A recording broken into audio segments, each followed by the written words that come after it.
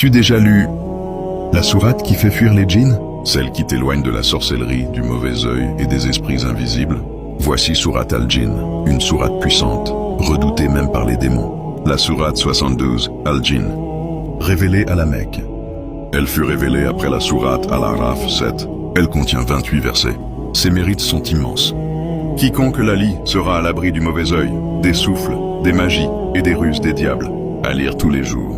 Mais pour plus d'impact, mercredi, 14 fois. Jeudi, 15 fois. Vendredi, 16 fois. Et ainsi de suite jusqu'au 7e jour. Pour obtenir la satisfaction d'Allah, l'écrasement de tes ennemis et la protection divine. Ses effets curatifs.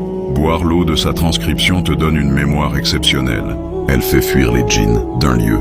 Elle protège contre un gouverneur oppresseur. Elle libère un captif, soulage un endetté, guérit un épileptique. Et si tu la vois en rêve, tu commenceras avec des épreuves. Mais très vite, ta subsistance augmentera.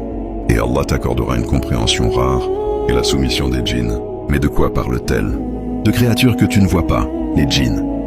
Elle nous apprend qu'eux aussi croient ou ne croient pas, obéissent ou se révoltent.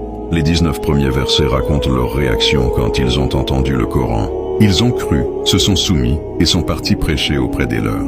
La suite parle du monothéisme, de la résurrection et de l'invisible, dont seul Allah détient la connaissance. Voici les circonstances étonnantes de sa révélation. Le prophète était rejeté à Taïf, fatigué, blessé, chassé. Il pria dans la vallée des djinns.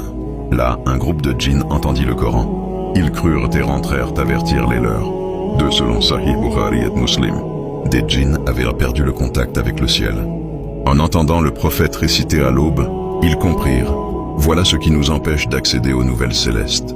3 après le décès d'Abu Talib, le prophète vécut des moments très durs. À Taïf, on le bombarda de pierres. Fatigué, il pria à Nakla. Ou encore une fois, des djinns crurent en lui. Cette sourate est un rappel fort. Même dans l'invisible, le message touche les cœurs. Même rejeté par les hommes, d'autres entendent et répondent. Et toi, est-ce que tu réponds à l'appel du Coran? Lila, protège-toi avec elle et médite sur ce que tu ne vois pas, mais qui t'entoure. Sourate Al-Jinn, une sourate redoutée par les djinns et aimée de ceux qui cherchent la lumière.